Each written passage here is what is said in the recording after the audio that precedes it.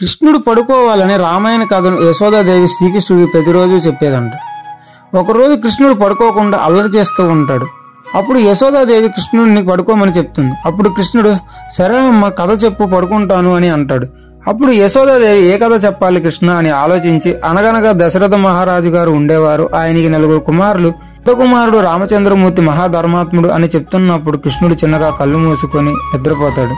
అమ్మయ్య కృష్ణుడు చిన్నగా కళ్ళు మూసుకొని నిద్రపోతున్నాడు అని కథ చెప్తూ ఉంది.